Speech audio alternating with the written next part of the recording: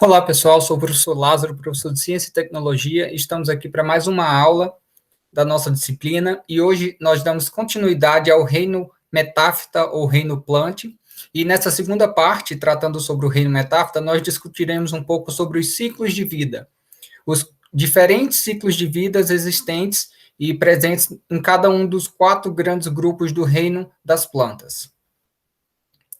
Então, qual o objetivo da nossa aula? Então, é descrever esses 4 grandes ciclos de vida que compõem os grupos das plantas, apresentando os conceitos e os diferentes tipos de ciclo de vida em cada um desses grupos e relacionando como esses ciclos de vida têm relação com o domínio ou dispersão do ambiente terrestre.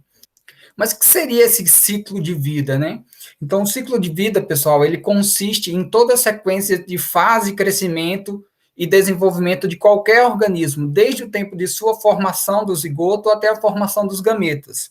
Mas o ciclo de vida tende a ser avaliado principalmente pelo aspecto da reprodução. Então, como é dado esse processo de reprodução nos diferentes indivíduos e grupos de organismos vivos. Então, dando enfoque para esse processo de reprodução, que consiste na garantia da perpetuação gênica, ou seja, garantia das informações gênicas passadas adiante, gerações a gerações. Então, para entender os processos de ciclos de vida, é necessário que a gente entenda que existem diferentes tipos de ciclos de vida. Nós podemos dividir os ciclos de vida em 2 grandes grupos: os ciclos haplobionte e os ciclos diplobionte. Dando enfoque ao ciclo haplobionte, nós temos que o ciclo haplobionte consiste de um ciclo em que o indivíduo ele vai apresentar apenas uma forma de vida predominante. E essa forma de vida, ela pode ser haploide ou ela pode ser diploide. Então, no ciclo de vida haplobionte, nós podemos ter os indivíduos haploides e os indivíduos diploides. No ciclo de vida haploide, partindo aqui do indivíduo adulto, através de um processo de mitose, serão gerados os gametas. Esses gametas irão se encontrar no ambiente e darão origem a um indivíduo diploide. Esse indivíduo diploide vai sofrer meiose, ou seja, no haplobionte haploide, ocorre o processo de meiose zigótica. Então, através desse processo de meiose, serão dada origem aos indivíduos haploides novamente, dando sequência ao ciclo. Então, uma grande característica para diferenciar os diferentes tipos de ciclos de vida é ficar atento aonde ocorre o processo de meiose. Então, no caso dos indivíduos haploides, no ciclo haplobionte haploide, o processo de meiose ocorre no início, ou seja, nós temos aqui uma meiose inicial. Através dessa meiose inicial do zigoto, nós temos os indivíduos haploides. Já no ciclo haplobionte diplonte, ou diploide, nós temos que a meiose ela vai ocorrer para a formação dos gametas. Então, nós temos aqui o processo de meiose dando origem aos gametas haploides, ou seja, apresentando apenas um lote cromossômico, e esses gametas irão se encontrar no ambiente, dando origem ao zigoto diploide novamente, que por processos de mitose darão origem aos indivíduos diploides. Então, nesse caso aqui, nós temos a meiose dando origem aos gametas, ou seja, nós temos aqui, então, a meiose gamética. No ciclo haplobionte haploide, nós temos a meiose zigótica, dando origem aos indivíduos haploides. Já no ciclo haplobionte diploide, nós temos que a meiose dá origem aos gametas, ou seja, meiose gamética. Já dando enfoque ao nosso grupo em específico, que é o grande reino Metafta, nós temos que os indivíduos presentes nesse reino, eles vão desenvolver ou passam pelo processo de ciclo de vida diplobionte. Quando a gente fala diplobionte, nós estamos dizendo ou nos referindo ao fato de que esses organismos apresentam 2 formas de vida predominante. No ciclo de vida haplobionte, apenas uma forma de vida predominante, ela pode ser haploide e ela pode ser diploide. Já no ciclo diplobionte, ele vai apresentar duas formas de vida, ou seja, uma metagênese ou alternância de gerações. Então, daqui vem o nome dado para o reino das plantas, metáfita, ou organismos que passam por esse processo de metagênese ou alternância de gerações. Então, vamos partir aqui do indivíduo diploide, ou seja, o indivíduo 2N, que apresenta 2 lotes cromossômicos. Então, esse indivíduo diploide, através do processo de meiose, vai dar origem aos esporos, ou seja, nos ciclos de vida diplobionte, o processo de meiose vai dar origem aos esporos. Então, o processo de meiose que ocorre nos ciclos diplobiontes é o processo de meiose espórica. No ciclo de vida haplobionte diploide, a meiose ela vai ser gamética, vai dar origem aos gametas. Já no ciclo de vida aplobionte haploide, a meiose ela é zigótica ou inicial. Então, quando a gente foca no processo de meiose, a gente consegue distinguir cada um desses ciclos de vida. Voltando aqui para o ciclo de vida diplobionte. Então, essa meiose espórica vai dar origem a esses esporos. Esses esporos eles vão se desenvolver no ambiente, dando origem aos indivíduos haploides. Esses indivíduos haploides vão produzir gametas. Esses gametas serão fecundados, dando origem a um indivíduo diploide novamente. Então, onde que a gente consegue encontrar ou identificar esses diferentes ciclos de vida reprodutivos? Então, os ciclos haplobionte, que são aqueles que apresentam apenas uma forma de vida predominante, nós temos que os haplontes ou haploides é o ciclo de vida presente no grupo das algas, protozoários, fungos, presentes nesses organismos.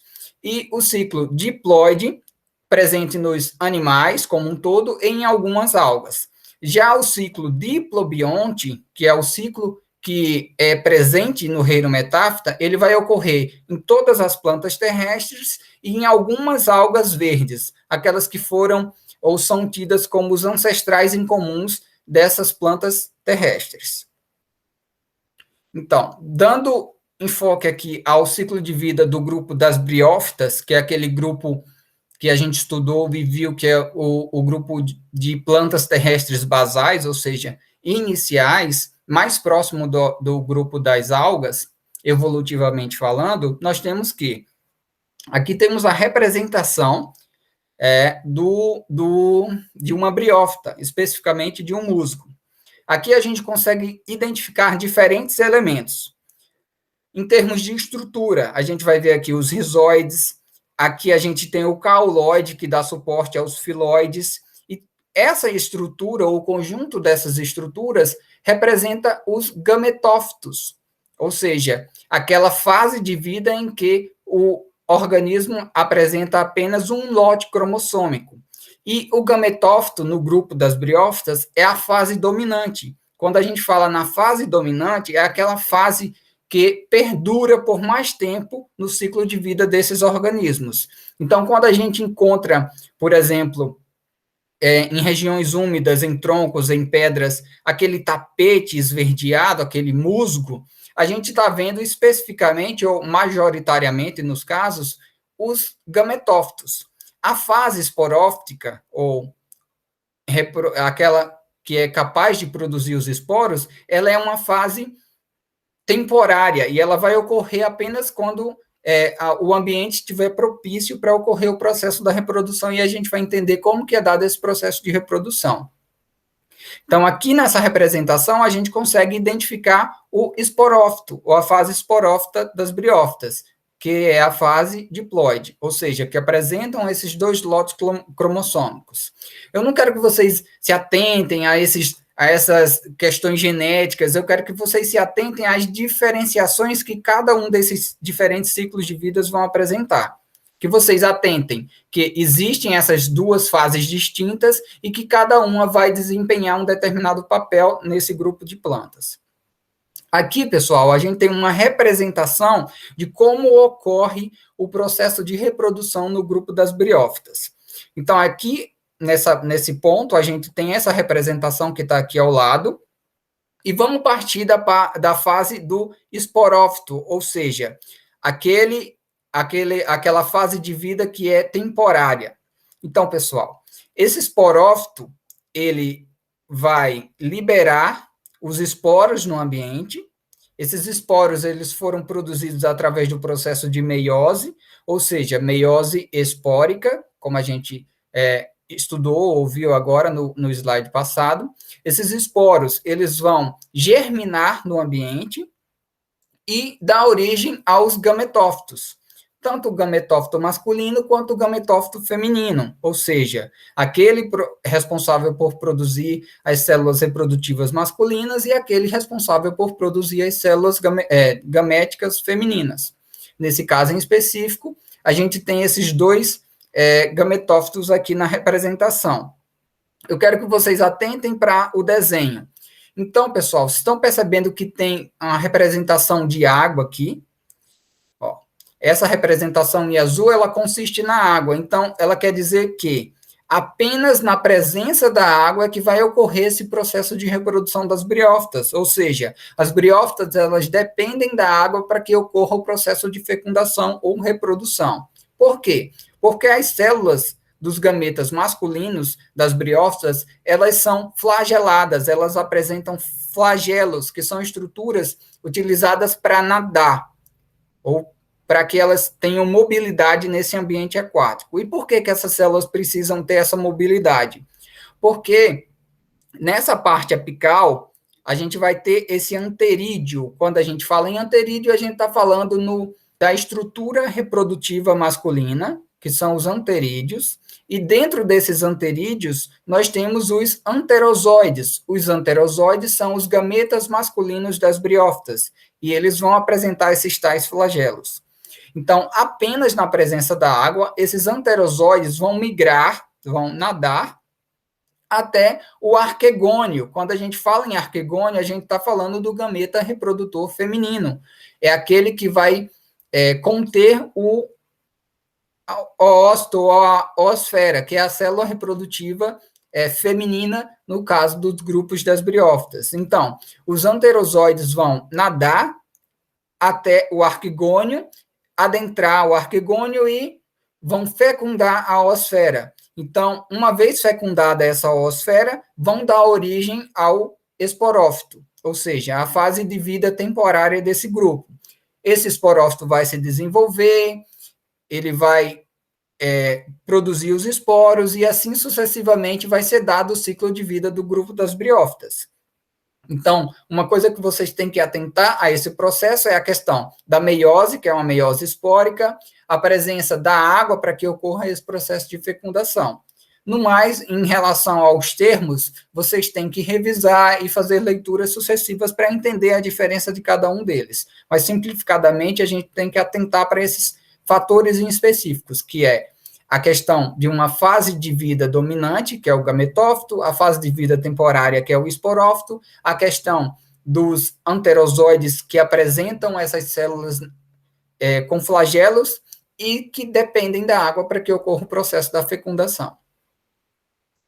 Já, pessoal, no grupo das pteridófitas, nós temos aqui uma representação de uma samambaia. A fase de vida predominante é a fase esporófita, ou seja, a gente vai ter um esporófito, que é aquele indivíduo diploide, aquele indivíduo 2Ns, e que através do processo de reprodução e de produção dos esporos, vai ser dado o seu processo reprodutivo. Então, vamos atentar aqui para o ciclo de vida desses esporos, partindo do indivíduo adulto. A gente tem aqui um indivíduo adulto nessa representação, e a gente consegue identificar algumas estruturas, como raízes, caules, folhas. Então, a partir das briófitas, como a gente viu no cladograma da aula passada, nós temos as plantas traqueófitas, ou seja, plantas vasculares. Elas vão apresentar esses vasos condutores. Quais são eles? O xilema e o floema. O xilema, que vai levar a seiva bruta, a água, sais minerais que são extraídos do solo, e o floema, que vai transportar os compostos elaborados pela planta, ou seja, o alimento daquela planta. Então, nós temos, então, esses vasos xilema e floema. E a presença dessas estruturas, dentre outras, fez com que essas plantas conseguissem atingir maiores portes. Eu não lembrei de falar aqui no grupo das briófitas, mas as briófitas elas vão apresentar tamanhos diminutos justamente por isso, por esse fator limitante. Ela não apresenta, as briófitas não apresentam esses vasos condutores que eu citei agora, diferentemente do grupo das pteridófitas. Então, vamos partir aqui desse esporófito adulto. Esse esporófito, na porção ou região inferior das folhas, quando essa planta entrar no período de reprodução, é possível identificar algumas bolinhas na parte inferior dessa folha. E essas bolinhas são os soros. Nesses soros, pessoal, vão ser produzidos os esporos das pteridófitas. Esses esporos, eles vão ser produzidos através de processos de meiose, então a gente já viu que é a meiose espórica. Esses esporos vão cair no ambiente, em um ambiente propício, e esse esporo ele vai germinar e dar origem a uma estrutura denominada prótalo. O prótalo, pessoal, ele apresenta tanto a parte dos gametófitos, dos gametas masculinos, quanto a parte dos gametas femininos. E ele tem esse formato meio que de coração aqui, que vocês estão vendo na reprodução. Então, esse prótalo vai apresentar tanto as estruturas masculinas quanto as femininas. E, uma vez na presença de água, ou seja, é necessário que tenha água, os anterozoides, que são as células gaméticas masculinas, vão nadar até o arquegônio, que também está contido nesse prótalo, e fecundar, dando origem ao zigoto. A gente tem o zigoto a partir do momento que existe a junção do material genético masculino e o material genético feminino, e esse zigoto ele vai se desenvolver no esporófito jovem, esse esporófito vai se desenvolver, crescer, dando origem a um indivíduo adulto novamente, que vai passar pelo processo de produção dos esporos, esses esporos vão germinar no ambiente, na presença de água, dando origem a esse prótalo, que apresenta as estruturas reprodutivas masculinas e femininas, e assim vai dar sucessivamente continuidade ao ciclo de vida das pteridófitas. Já no grupo das gimnospermas, nós temos algumas características que, assim como no grupo das pteridófitas, a fase dominante, ou seja, aquela que está presente no ambiente por mais tempo, é justamente a fase do esporófito. Então, a gente observa as árvores, uma vez que a gente observa os pinheiros, a gente está observando o esporófito, aquele organismo que apresenta os 2 lotos cromossômicos, ou seja, ele é 2N.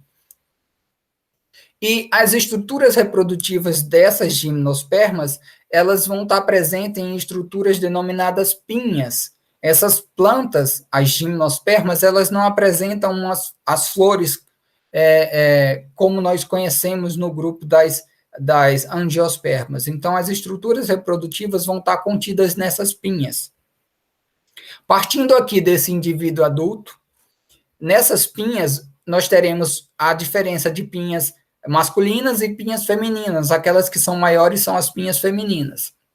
Então, dentro dessas pinhas, serão produzidos as estruturas reprodutivas femininas e masculinas. Nos microstróbilos, que são as pinhas menores, os macrostróbilos são as pinhas maiores e os microstróbilos são as pinhas menores. As pinhas menores vão produzir através de processos de meiose, o grão de pólen. Esse grão de pólen, ele contém a célula reprodutiva masculina. Já no megastróbilo, naquelas pinhas que são maiores, nós teremos as sementes que contêm a oosfera. Então, esse grão de pólen que contém a célula masculina vai fecundar essa semente que contém a oosfera, e essa semente ela vai dar origem ao zigoto, uma vez que tiver fecundada, dando origem a esse embrião. Esse embrião, essa semente fecundada, vai cair no ambiente em condições propícias, vai se desenvolver, germinar, fecundar, crescer e dar origem ao esporófito novamente. Então, uma coisa que vocês têm que prestar atenção no processo de reprodução das gimnospermas é a questão da presença desses macrostróbilos, ou pinhas maiores, e microstróbilos, que são as pinhas menores. Nos macrostróbilos, nós teremos a produção das células gaméticas femininas, e nos microstróbilos, nós teremos o surgimento desse grão de pólen, ou células reprodutivas masculinas. E aqui, pessoal, a gente já dispensou a obrigatoriedade de água para que ocorresse o processo de germinação, uma vez que esses grãos de pólen, eles são levados ao vento. Então, é uma reprodução anemófila, levada ao vento. Esses grãos de pólen levados pelo vento ou por alguns insetos, em alguns casos, vão formar uma estrutura denominada tubo polínico. Esse tubo polínico dispensa a necessidade de água para que ocorra o processo de fecundação. Mas esse é um assunto que está mais, que será melhor discutido nas séries posteriores. Então, aqui eu só quero que vocês entendam que existem essas estruturas diferenciadas que surgiram nesse grupo das gimnospermas, que é justamente a questão desse tubo polínico. No grupo das angiospermas, a gente vai ter a estrutura reprodutiva denominada flor. Então, a flor, propriamente dita, só surgiu no grupo das angiospermas. Angiospermas, como a gente viu na aula anterior, são aquelas plantas que vão apresentar todas as estruturas comuns à planta no nosso imaginário, que é imaginar uma raiz, um caule, a folha, um fruto, a semente e as flores. Então, quando a gente pensa em uma planta completa, a gente está falando das angiospermas.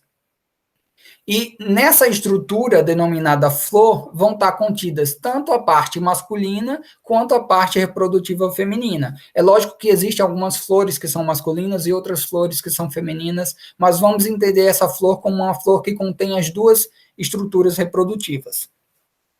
Então, a gente tem essas estruturas reprodutivas denominadas pistilo, que é o conjunto de estruturas que formam o órgão reprodutor feminino da flor, e nós temos o estame, que representa essa estrutura reprodutiva masculina.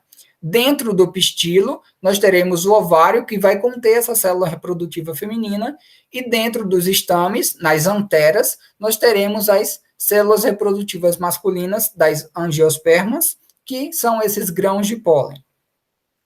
Então, partindo aqui da flor, nessa representação, nós temos que nos estames serão produzidos esses grãos de pólen através de processos de meiose, né, como a gente viu. Essas células, elas vão sofrer algumas modificações, dando origem ao grão de pólen, que serão liberados no ambiente. Esse grão de pólen vai adentrar o pistilo e fecundar o gameta feminino, a oosfera, uma vez que forma aquele tubo polínico que já surgiu no grupo das gimnospermas. Então, uma vez fecundada, essa estrutura ela vai dar origem à semente e ao fruto. Esse fruto vai maturar, vai liberar esse fruto no ambiente, essa semente vai se abrir de determinada forma ou de diferentes formas, seja pelo consumo de um animal, seja pela a própria degradação da polpa, e através desse processo dará origem ao esporófito novamente, e esse esporófito vai produzir essas flores, esses frutos, e sucessivamente dando origem ou dando continuidade ao ciclo de vida do grupo das angiospermas. Então, o que deve chamar mais atenção aqui no grupo das angiospermas? É a questão de existir essa flor, essas flores. Essa flor, ela pode conter as duas estruturas masculinas e femininas, é a presença do fruto, é a presença da semente protegida por esse fruto, e assim nós temos o grupo das angiospermas e esse ciclo de vida. Espero que vocês tenham entendido, e caso não tenham entendido alguma coisa, vocês entrem em contato comigo para que a gente consiga esclarecer qualquer dúvida que fique. Então, muito obrigado e até a próxima aula.